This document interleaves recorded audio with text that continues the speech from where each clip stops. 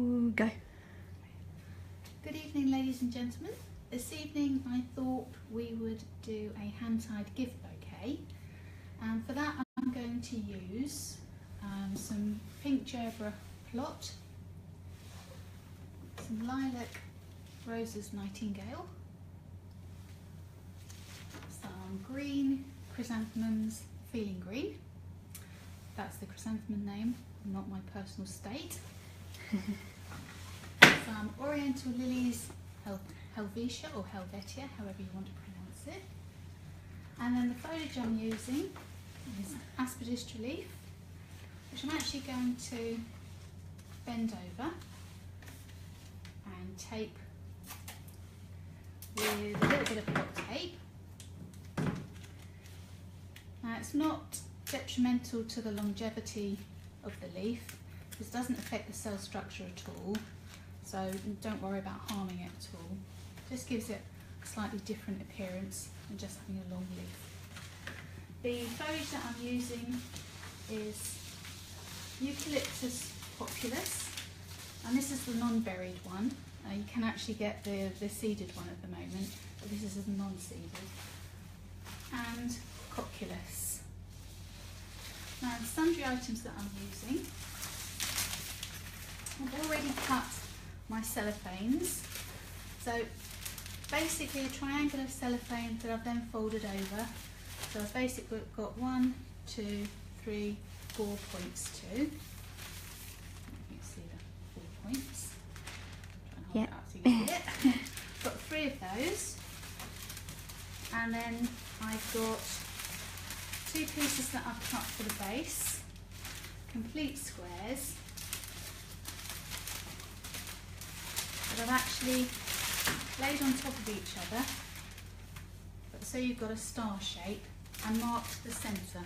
Ideally that's where we're going to place the stems, so you get them exactly in the middle. It'll all be explained. Okay, off we go. Oh, and last but not least, something to pop the bouquet in. Using a gift bag on this occasion, but boxes or glass vases, anything like that works really well. So, I've wired my gerbera. I'll just wire the last one. Basically it's just to to keep them nice and upright and sturdy. So I'm just piercing the base of the head and then just twisting the wire all the way down the stem. And then the lovely thing about that is you can actually manipulate the head to the position that you want it to be. To remove that marked petal. I've removed all of the foliage that's going to be below the tying point, because the foliage will decompose more quickly than the stems do. That's what turns your water green, kills the flowers off really quickly. Okay, so starting off with my cocculus, I'm just going to make a nice shape to start the bouquet off with. So just whilst Debbie's doing that, hello everyone, I hope you're having a lovely evening. If anyone's got any questions about what Debbie's doing, or would like to ask any questions about any varieties, maybe that's not what we're working with this evening, but any arrangements that you're making and you just want to know anything about anything, just ask. We'll do our best to answer. Yeah, we'll try our best. Alright, so started off with a nice neat little collection of foliage. I'm going to try and bring everything to one tying point where my fingers actually hold everything together. I'm going to start off with my lily and fold that into the foliage, and then gradually build up with the rest of the flowers, trying to give a fairly even mix throughout the bouquet.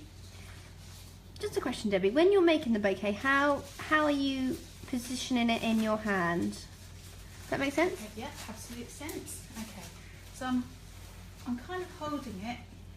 I'll show you with my thumb.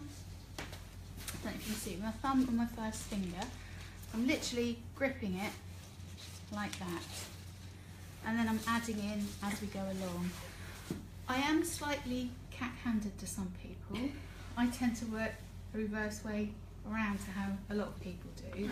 So theoretically that should be easier for you to follow me because I'm going in the reverse way, but possibly not. But yeah, basically just holding them as though you were actually literally popping them into a vase. If you imagine that the top of your fingers are the top of the vase, and then you're popping everything into that vase. So then you go around in a spiral? In a spiral. Spiral. In a spiral. We've got Terry and Mark talking about Ireland and beer on the conversation, so very not relevant to what we're doing. They have to say Ireland, beer, yeah, no, that's No, I'd rather be there. Yeah, absolutely, absolutely. Nice pint of Guinness would go down really well. No, we are really going to be getting ourselves a reputation for being alcoholics here. It's normally gin on a Friday night. Yeah, definitely. Gin's more my style, at least, not on the beer. So, as you can see, what I'm doing now is I'm gradually building up. Oh, so Charlie's just asked us what we're using. Sorry, might have missed us at the start. So we've got, while Deb's just doing that, we've got some gerberas and we've got gerbera plots. We've also got some rose nightingale, which are really nice lilac rose. We've got some feeling green chrysanthemum santini. We've got some lovely lilies. We've got some foliage. So we've got some populus, cocculus, and aspidistra leaves. I'm now going to tuck one of the aspidistra leaves in.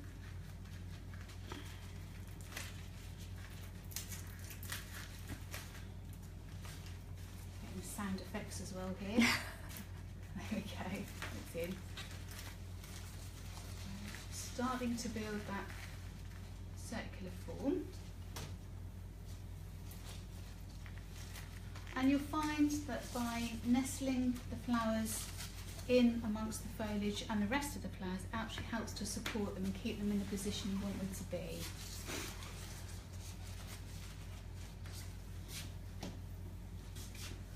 Trying to keep a fairly even balance all through.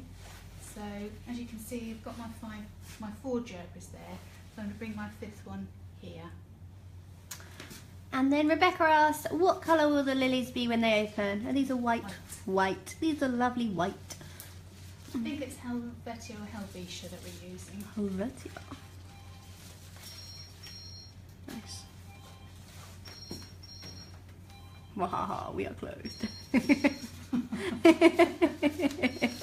That Friday feeling when you're closed. Been a long day today. Okay, so as you can see, we're adding as we go around, keeping that spiral. You can see how the stems are spiraled. So you don't cut the stems before you do the bouquet? No, cut the stems when I finish. I'll show you for why. Okay. When I finish. This little gerbera here is putting up a bit of a fight, so I've just wiggled it back into position. The lovely thing about doing the hand tied in your hand is you can adjust the height and the levels of the roses as you go along, or all of the flowers as you go along. Where else would you do it, apart from your hand? You can get special wire holders that you do them in. That's cheating. I never knew.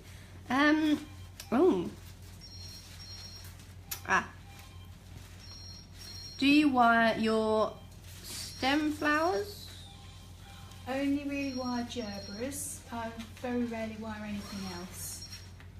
Oh. Okay.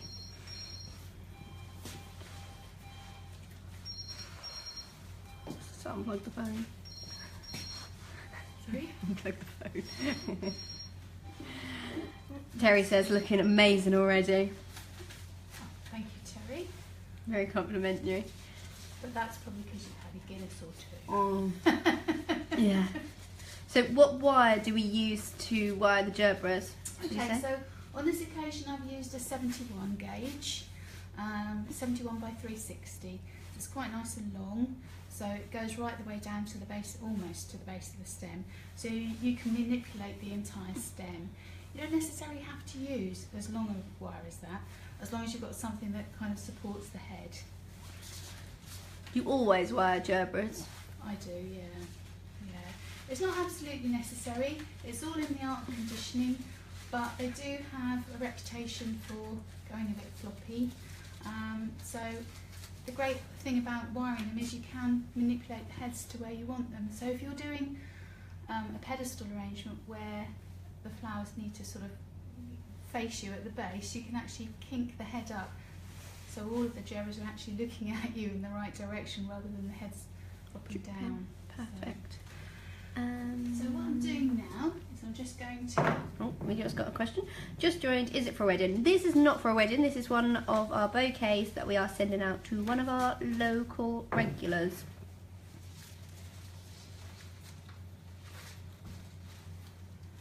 Sorry, what are you doing now? Sorry, I'm now tying off the stems. Okay, so I'm just using, basically I'm just using twine for this. Doesn't really matter what you use. I prefer twine simply because it's biodegradable, and you can actually get some resistance on it when you tie. If you use ribbon, the ribbon can be quite slippy. So as you tie it, it doesn't always stay exactly where you want it to, whereas the twine does. Perfect. So just so that you can see, all the stems are quite well spiraled there. And just as an added security, I put some anchor tape around the tying point, and that just helps to keep everything nice and secure. Now, I still don't cut the stems to the length that I need them until I put the wrapping round. So, oops, chucking my string about, it's that time of the day. So, that's the bottom ones. This is the top ones. Okay, so I tend to just fold mine round individually and sellotape them. I'll show you what I mean. It's like... So this is the centre of the cellophane. Okay. So I use that where the tying point is. Fold the two sides together and then just secure that with sellotape.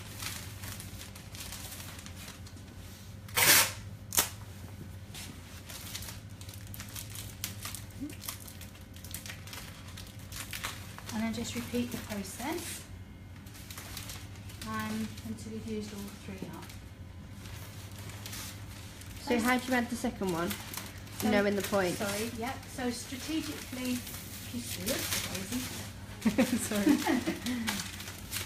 you see how your points are there. Yeah. My next lot, I'll try and add in between. Okay. So placing it on there. Okay. Such a lovely colour. You can see how it's almost got star shape. Oh, I see. Everyone see that? Oh, sorry. That's right. Really lovely. Yep. And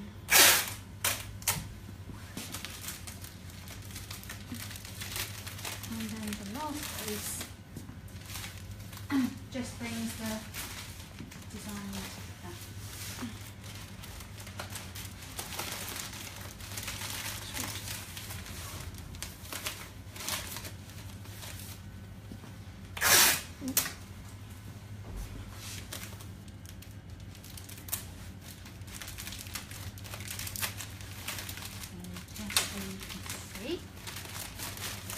That's made a nice star shape all the way round.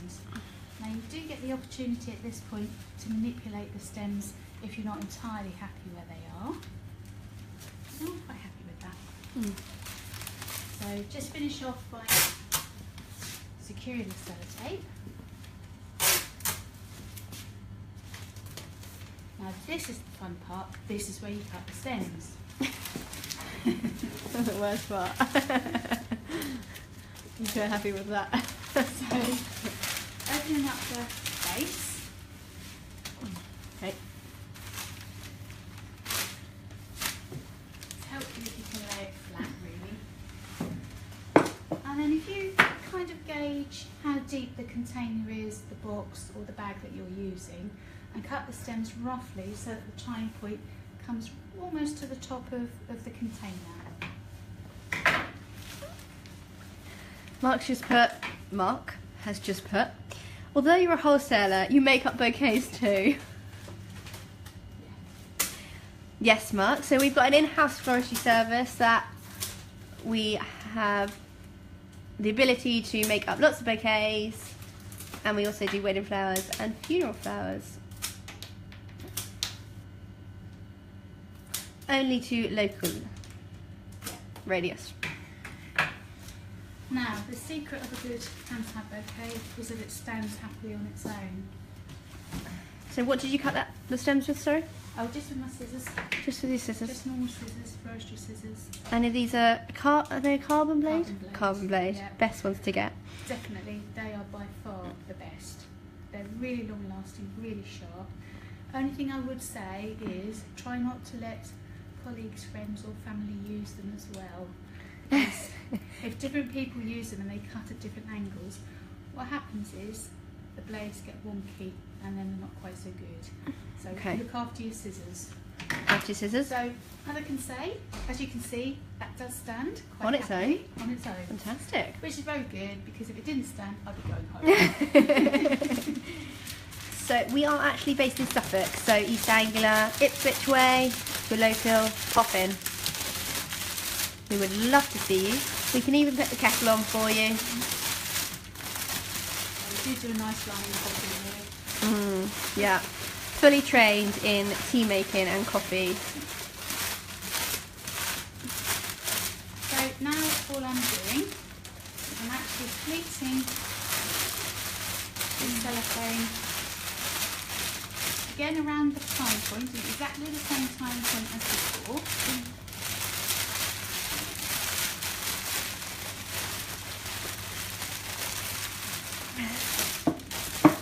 Nice big bag to put the water in, and it's a double thickness, so no danger of stems cutting through the cellophane and causing leakage. Got Ali on here. Yep. Ali Winch. Oh, Ali! Oh, hi, Ali. How are you? She said I used to work with you. She's still as talented as ever. Oh, bless you. How are you, my lovely? How lovely to hear from you. I did spot your name in one of our orders a few weeks ago, so I'm guessing you're keeping your hand in with floristry, so that's really good. Really pleased to hear that. Wait for it. Slow response. Right, so there we are. We just need to fill that with water. Here's one I made earlier. So you're literally just pouring it in? Just pouring it in the middle, and the water should naturally filter through the stems. You can just about see where the water level is there. And it's funny, you don't actually realise how much it takes. It takes quite a lot, doesn't it? Oh, absolutely. This is a litre jug. Is it a litre jug? Yeah, must be. Oh, it's slightly more than a litre. Okay. And I'm only 3/4 the way up. So I'm going to fill that up in a minute, but so as not to keep you guys. Oh, there's some more in that jug. Oh, some in this one. Yeah. My colleague's been very well prepared for I know. me tonight. I have. That was full. If I Maybe you should. maybe you should be able to leave this one. I obviously didn't have my Weetabix for breakfast this morning. Is it? Other cereals are available. And then all we need to do is just pop that into the bag. And then you have your gift wrap bouquet. I'll pop it on the floor and then you can get a better view of it. No, turn it that way round. Okay. Perfect. anyone got any questions before we leave? And you actually enjoy your Friday night? I'm sure you're enjoying it. So just to give you a close-up of our lovely flowers. We've got the Nightingale Rose.